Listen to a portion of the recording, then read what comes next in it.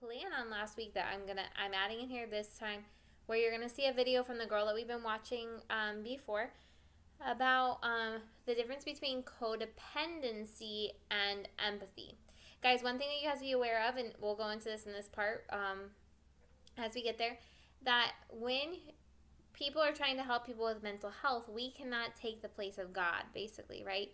That we cannot depend, the person that's trying to help cannot depend on the person that they're trying to help, or the person that needs the help cannot depend on the person that they are getting help from. And sometimes it's easy to cross that line because of the emotional aspects that come with helping people through mental health things. And so we're going to talk about just like creating healthy environments to help people, because obviously we are here. God wants us to help people on this earth, and we need people's help, okay? And so there's no way that we can say, it's true, we don't need people, we can't depend on people. No, that's not what I'm saying at all. God has put us here together to work together as the body of Christ, and we do need people. But we don't need to be dependent on them, okay? And so we're going to talk about that today as we go through the crisis and grief, right? How completely sad it is to see the people going through this crisis again in Honduras and in Nicaragua, to see your gente, right? Your people that are your país. And I honestly, like, not just like to bromear and stuff like that, but I feel like of my país, I feel, that I feel like that I'm family with you guys, and that it is horrible to watch what is going on the mainland, to see that things are worse now than they were before. That people were just now trying to say, okay, that's it, let's do this, let's get our lives back in order. The water had gone almost all the way down. It still had a little bit left on the ground. People were going into their houses, cleaning them, recuperating what they could recuperate, emotionally dealing with the things that they could not recuperate, emotionally dealing with everything being changed in their lives for this next hurricane to come and do the exact same thing on top of what had already been done, making it worse. And guys, that's crisis. That's grief that they're going through. And that's one example of the many things that people are dealing with in their lives, things that no one else has seen. This has been publicized. This has been around the world. People are seeing what's happening here. Then there's people that are going through crises that are internal, crises behind the door of their house with their family, and only their family knows about it. And so we just have to be aware. You see all those things on Facebook and stuff, like, be kind to people. You don't know what they're dealing with. But it's true, you guys. It is true. We can't just assume that, the video that we're going to watch today says, even talks about that. We talk so much about being strong. We don't need people. We're independent. Sometimes we become so independent that we cut people off. We become so strong that we don't have the feelings, right? And that's not the strength. That's not the independence that God calls us for. We are affected by people. We need people. We live with people. We interact with people and communicate with people every day.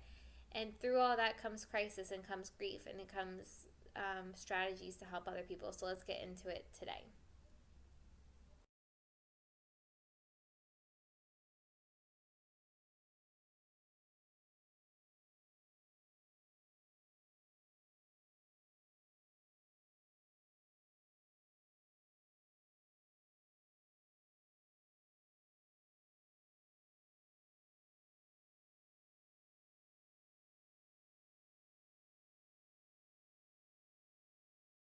This exact same screen at the end of the video, but just to give you an idea of where the homework is coming from.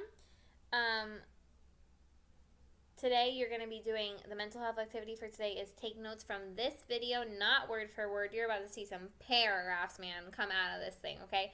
Because I'm using the resource that I was taught from. That is very good information, but it's not for word.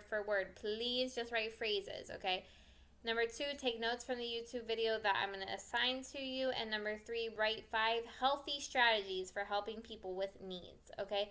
5 healthy strategies as it can either be like from things that you picked up from here. I'm not talking about like copy 5 things off the thing and say those are your strategies. No, I'm saying, okay, now that you've learned all of this, what What would 5 strategies in your own words be? And they could be strategies you learned from these 2 videos or strategies from what you've learned from experience in your life, okay? So just 5 strategies in your own words about helping people with needs. And I'm saying with needs because that means physical or mental health needs.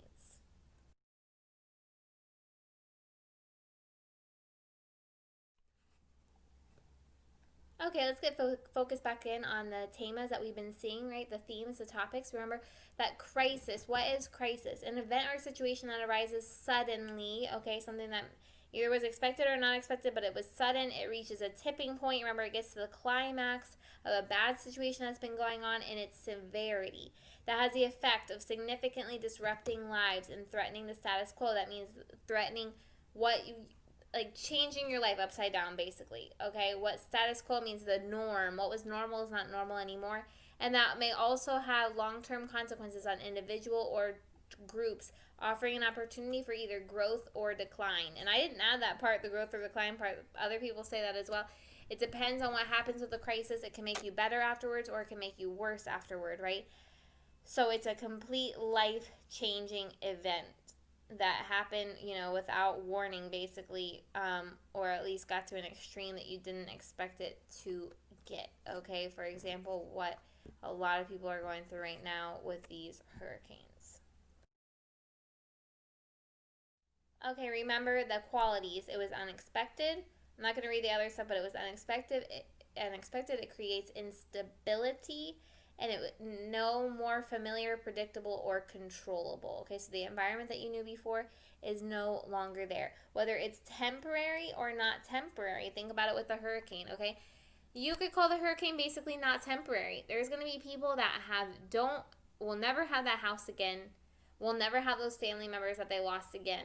Those things like that are not temporary, you guys. Now, temporary could be, problems in the home, that are going to be fixed, right?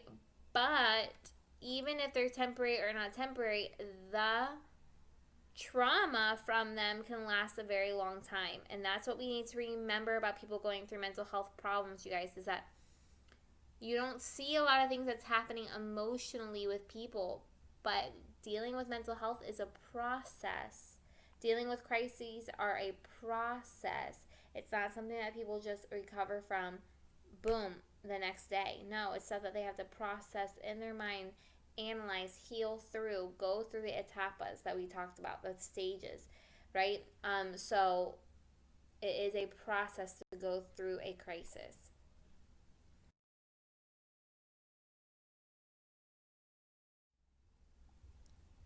Okay, so speaking of a process, remember that there is a specific process that people have come up with to say, like, what happens when somebody's going through duelo. Remember what duelo is: grief or any kind of crisis. Look what happens. Okay, the crisis happens. It's the boom in your life, the explosion right there, right? And then you go into the decline, the things that make you sadder and sadder and sadder after the shock, right? You have the negación, you don't believe that it happened. The ira and the coraje, now you're mad that it happened, right? So now you realize, okay, I have to face that it happened, but I'm mad that it did. Then you go into depresión because you don't know how to assimilate your life with what happened, okay? Then, though, and remember I told you this before, if this is gonna be, if people are gonna heal from it, they have to go up after it, which is the aceptación. Okay, it did happen. I do need to assimilate my life through it. I do need to heal from this. And then the next one, aprendizaje. Okay, now I'm ready to see the good in this. I'm ready to see what I can learn from this. I'm ready to use this in my life and let God make it beautiful, right? Okay, so there's etapas that we have to remember. And then just remember the definition for grief, for duelo: a reaction, a thought, a feeling, an activity produced as a consequence of the loss of a loved person or thing, accompanied by emotional and physical symptoms. Okay, so um, I do want to just focus in really quick on the fact that it said the consequence of the loss of a loved person or thing. There's a lot of the people right now in the mainland have lost items, you know, and there have been people that have died through this. Of course, there are people that have lost loved ones. But sometimes it's easy to say to people that, oh, she lost material things. So, well, that can be recovered. So that shouldn't be a problem. Or thankfully that you can recover your material things, or all material things can be recovered, right? So those are some things that we may end up saying to people, but you need to understand this has actually come out with a lot of people on social media and different stuff like that, to say like, please don't say that. Please don't say to somebody that's trying to recover from just losing their whole entire house, or just watching everything in their house be ruined, or their lives be turned upside down through all this, that yes, they're happy that their family has life. They're happy that they're thankful that God spared their lives and that they're still living another day.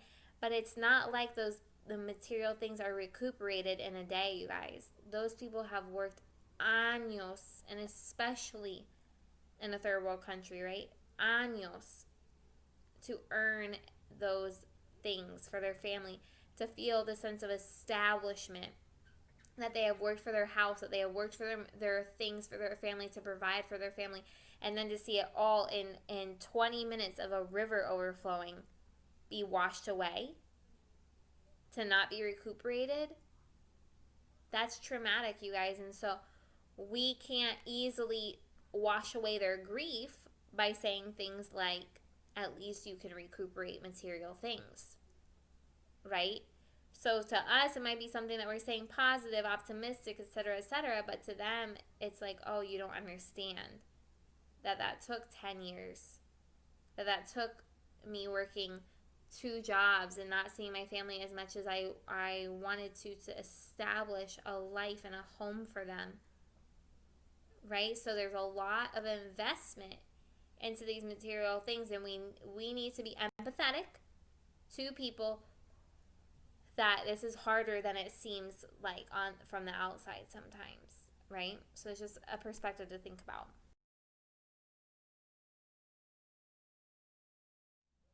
Okay, here's where we start going into new notes.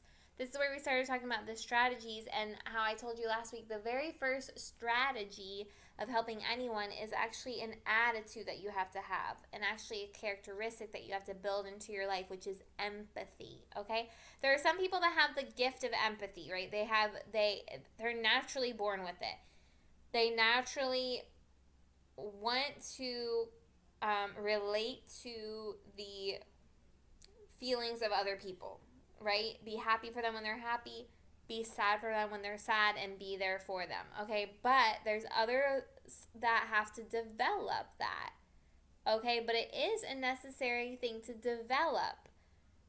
It can turn into demasiado. It can be too extreme, and that's what codependency sometimes is, and we'll talk about that soon.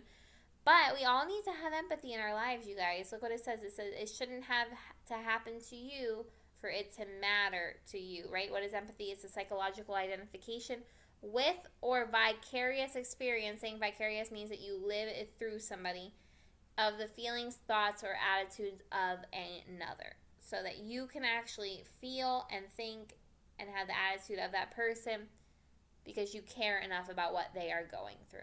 Okay, it doesn't mean that you fully understand. It doesn't mean that you can say that you fully understand, but you can be there and respect that what they're going through is a hard situation, or that it's an exciting situation, whatever the situation is. Okay, that if somebody comes to you and is really excited about something great going on in their life, that you can care about that as well and be excited for them just because of the excitement that they have, right? So that's empathy.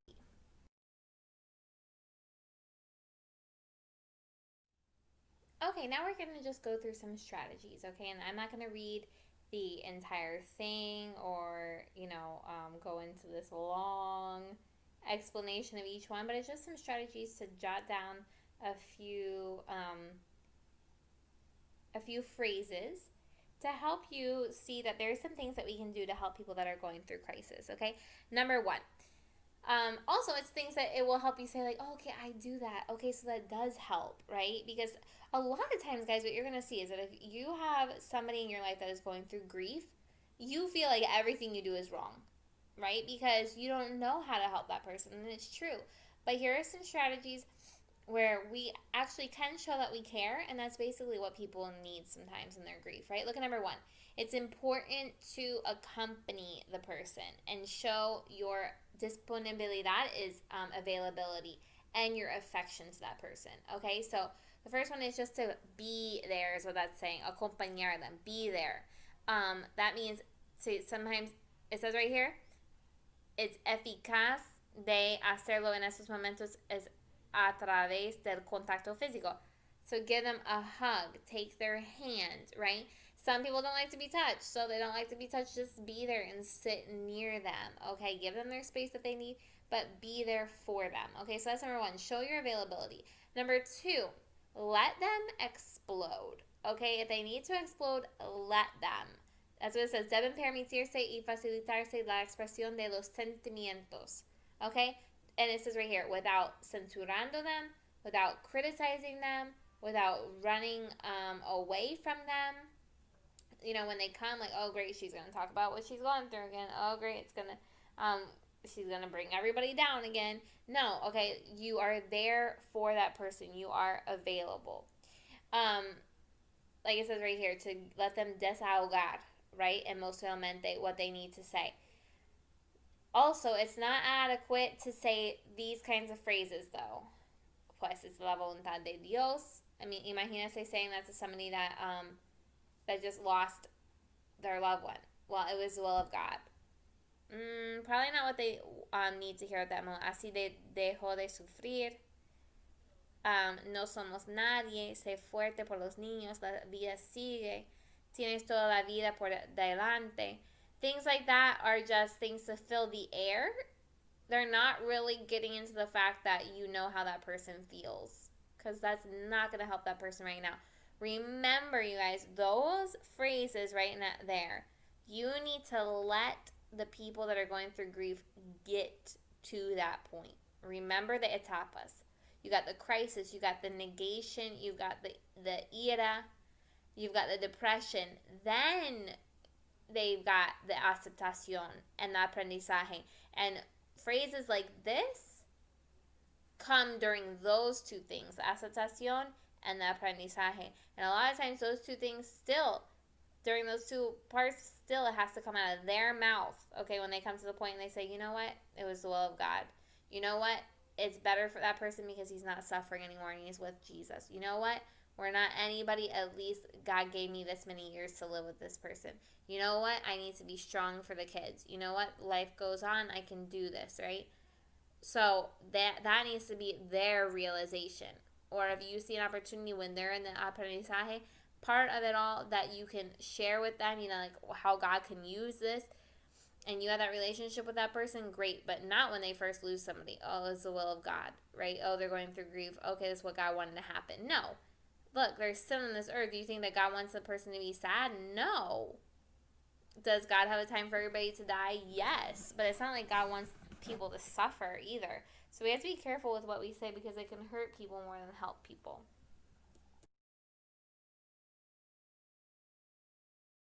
Strategy number 3 is that we shouldn't just avoid all the things that have to do with that person's grief. Okay, so basically, you know, like putting them into like a bubble, like, okay, we're not going to talk about the person, we're not going to act like the person lived, or we're not going to talk about what happened with your house, or we're not going to talk about what happened in this traumatic situation. No, we're not going to come to that topic because then it doesn't help them heal. But at the same time, it says, dado que así dificultamos al afrontamiento, so you don't also want to be bringing them down every time. Okay, let's talk about it. Let's talk about it. Let's talk about it. No, but be aware that just avoiding it keeps them in the negación. You don't want to keep them there. Okay, you do want to help them to confront it and start the healing process, right? But look what it says. Resulta especialmente recomendable participar en todos los actos organizados en torno al apoyo social a las víctimas y familiares. So, okay, so things are going on, like the funeral or other things organized to help people that are going through a hard time, then be there because it shows your availability and it helps them. They need to be there, right? And it goes along with number 4. This is very important. Intentar normalizar en la medida de lo posible los hábitos cotidianos de sueño, comidas, cuidados personales y la rutina diaria. Okay, so I like how they said this. It depends on the situation, when the people are ready to go into this, but somebody needs to be there to help the person get back into the normal routine of life, okay? And it's going to be hard for a lot of people during grief, okay, of all different grief. This thing with the hurricane. It will be very hard for people to get back to their normal lives. And sometimes they need people there that love them, that help them get into their normal routine of life again, okay? Especially when losing a loved one. That's the hardest one. People don't want to face life again because then what? What does it mean? It means that they are moving on without that person. Okay? And that is hard because it's an empty feeling. So you need to be there to help the people to do that. And it's little by little, right? Little by little you can start to help the person get it back into their normal routine and have the ganas again that they had before, because they're gonna want to give up. They're gonna want to think that their messes aren't important anymore and different stuff like that because the person isn't there in their life. Or like in the hurricane, that it's not worth it because it all might get taken again in a hurricane or something like that. So the people lose the ganas and they lose their motivation to do the daily things.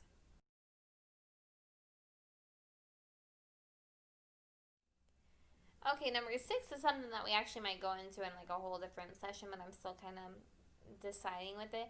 But look at number 5, and I'll show you number 6 as well. Number 5 says, don't just wait for them to look for you for help. Okay, you need to take the initiative. So don't just say, llámame or ven a casa si te encuentras mal. So if you need anything, just come to me, call me anytime, right? That's a trap that all of us fall into. And sometimes it's appropriate, but remember that the person that's grieving, lo que it says, cuando uno se siente tan mal, no suele tener ganas de llamar por teléfono or arreglarse para visitar a otros. Okay, so look, a lot of times people feel like they're the burden. They don't want to bother people. They don't want to bring people down. They don't want to make people sad, right? So they're not going to come to you and say, like, I'm sad, I need help, right? No, you need to come to them and take the initiative, okay? So look at number 6, it goes along with it. Maintain contact with them and support. Don't interrupt them, okay? Don't make them enfrentar the situation if they're trying to do it in their own way. Don't be like, okay, I'm here to help you. I need to help you. No, but be there with them, okay? Be there for them.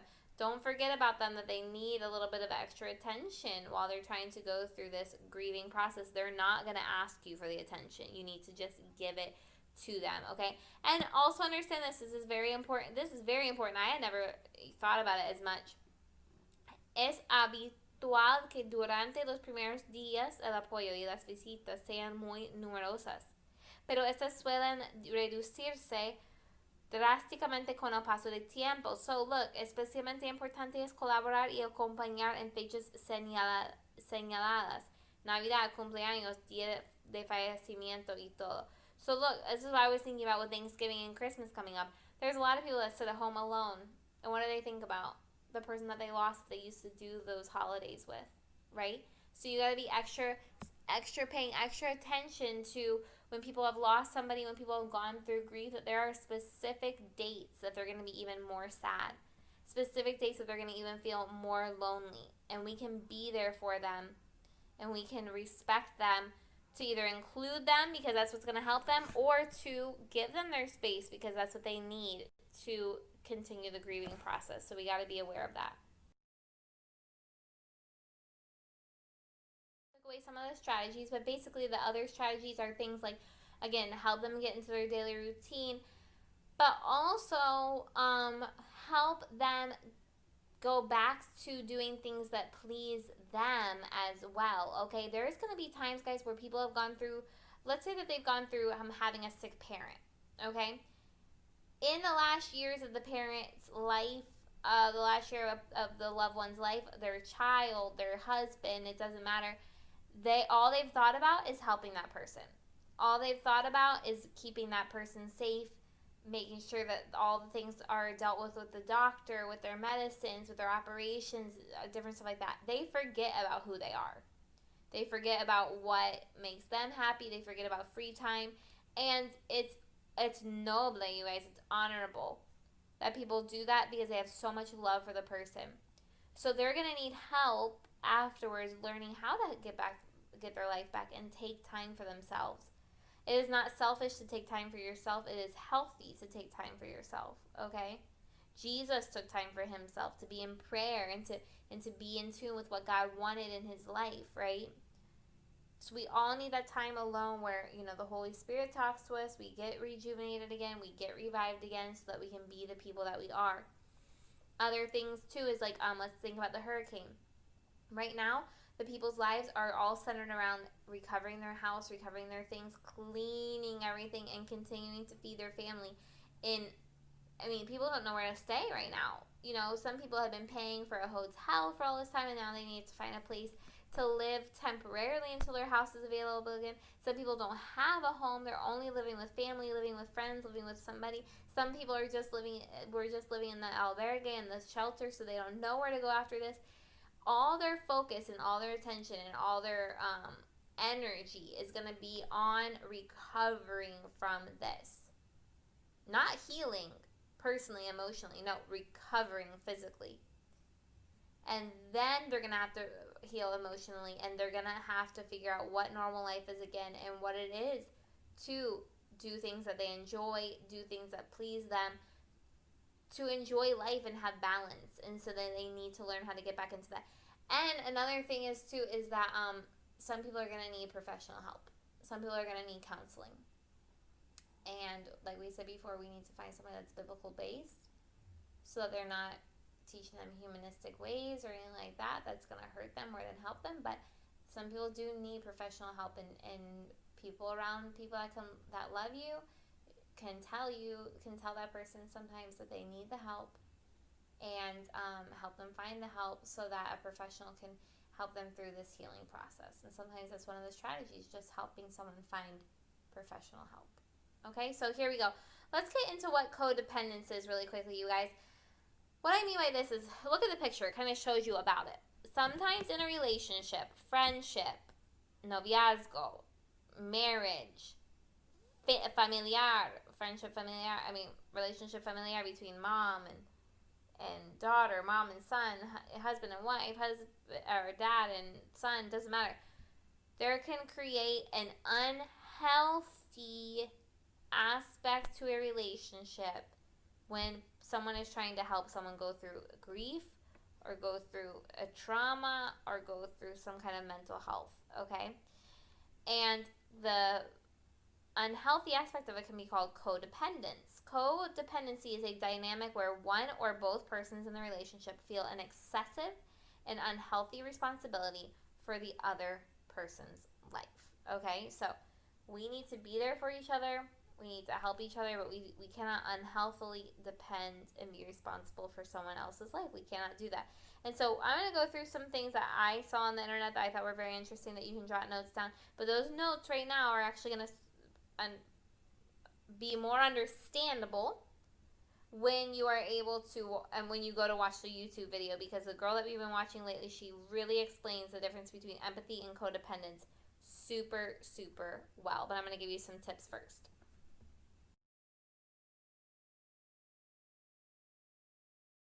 Okay, so some things I found on the internet like this. Traits of a codependent relationship. So you might be saying, like, I don't really understand what that means. What do you mean that, what's codependency?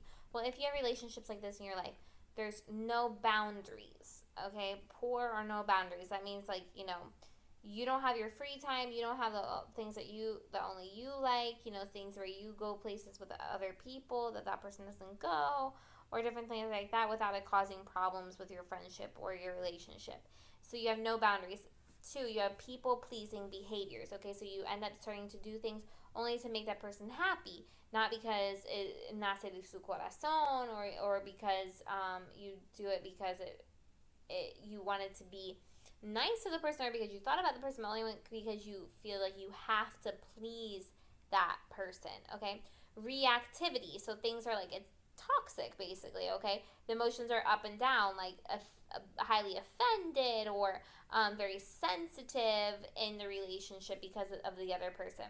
Unhealthy and ineffective communication, meaning that maybe that you have to be in communication with that person way too much during the day. You can't go a certain amount of time without talking to that person, or the person feels like that you're not communicating enough, or that there's something wrong, or et cetera, or ineffective. Like, it doesn't you get in an argument over whatever stupid stuff, or things are people are the other person's getting offended by the communication, or it doesn't help. It actually hurts sometimes, the communication, that it actually makes the situation worse than better. Manipulation. Okay, so one or both of the people in the relationship um, use manipulation as a power over the other person.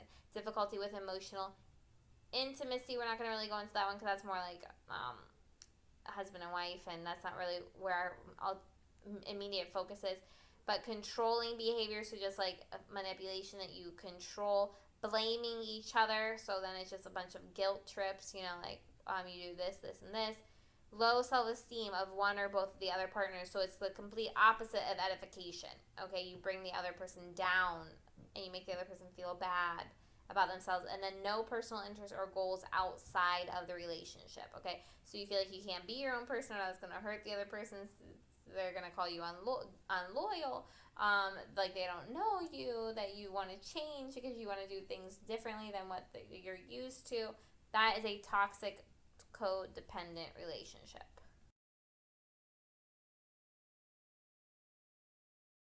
Okay, so the opposite would be a characteristics of an independent relationship, or what they call interdependent relationship, meaning that you have a relationship with somebody, but you can still be your own person.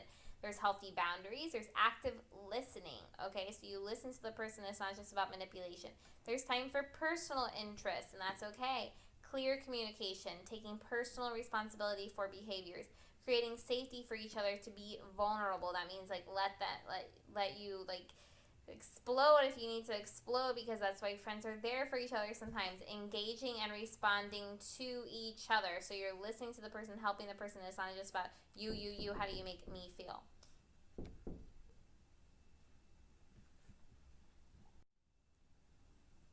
And then the other thing would be healthy self-esteem. You make that person feel good, that person makes you feel good. There's edification there. And then being open and approachable with each other. That means that you're there for each other, and it's in a healthy way, but not bringing each other down by being codependent. Huge difference between a codependent relationship and an independent relationship. So basically, the major difference between the two is that you as a person have to maintain who you are as a person, no matter what your relationships are in your life, because your relationship should not be based on the fact that you change yourself to be what someone else needs, okay? Because that's not the purpose that God has for us in each other's lives. God has made us unique, and God has not unica like we all use, like, oh, you're weird. No, but He has made you unique. He has made you with your personal interests, your personal dones, your spiritual gifts, your personal compassion for certain things, and a purpose with those things. And so you don't want to lose yourself when you're trying to help other people, or that you are in the position of needing help. You still don't need to lose yourself, right? So here are some tips and boundaries on how to deal with that. And then the video that you're going to see is really, really good too. But I'm actually, because of the time that this presentation took, I'm actually going to move the video until your next psychology class, okay, which is not in this packet, so that you can have time to appreciate it. You don't feel like you have to appurar yourself through it all, etc., etc. Okay, here's some tips. Knowing what you like and what matters to you. Okay, so you got to keep true to yourself. Not being afraid to ask for what you want. Spend time with friends and family, so you don't just spend time with one relationship, okay, because that becomes toxic. Continue pursuing your personal goals. Be mindful of your values, your standards, what's important to you, what are your priorities, what you do, what you don't do, right? Make time for hobbies and interests, okay? Keep developing yourself. Don't be afraid to say no, and don't keep yourself small or hidden to please others. Meaning sometimes there's relationships that are codependent, where if you're close with anybody else, and it's just going to cause problems with this person, etc., etc., and then you're keeping yourself small or hidden so that you can just always be pendiente and available for that one person in case they need you, which is not healthy. Okay, so tips and boundaries. you need to create boundaries in your life with every relationship that you have.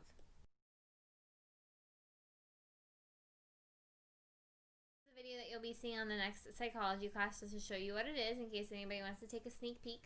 It's the difference between being an empath and being codependent. Okay, so empathy and codependency almost like they start to cross each other's lines. But empathy is a good thing, while codependency is something that takes away the edification in it. Okay, so we need to make sure that all of our relationships are healthy, which is what it's going to talk about.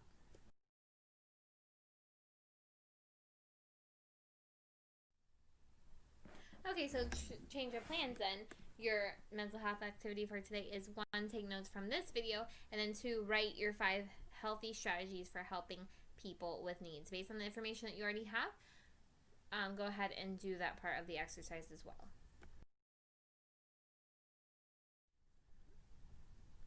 Okay, guys, so that is everything. Now we have gone through crisis and grief, knowing that it can be different things, different types of loss, and a huge process that people have to go through in order to get through it, right? And so we, as people that need to have compassion and empathy on people, should be there to help people get through these times. And sometimes they're going to have to go through it as well. Everyone's going to have grief in their life. Everyone has had grief in their life. And there's going to be different levels of it at different times. And so this can help you know what process you're looking at when you go through it, so you don't feel like, oh my word, I'm never going to get out of this, I'm never going to heal. When you are, there's just stages to go through, and then there's ways to help others that are going through the same thing. Because guys, somebody going through grief and somebody going through a crisis is a huge opportunity to be Jesus to them, to be God's love to them. And we do that, 1, by caring about it, and then using strategies in order to help them, truly help them and edify them during that time, so that you can get them up to the aceptación en aprendizaje etapa, okay? And that they can see what God is doing in their lives through it all. Okay, thanks guys. Let me know if you have any questions, and have a great day.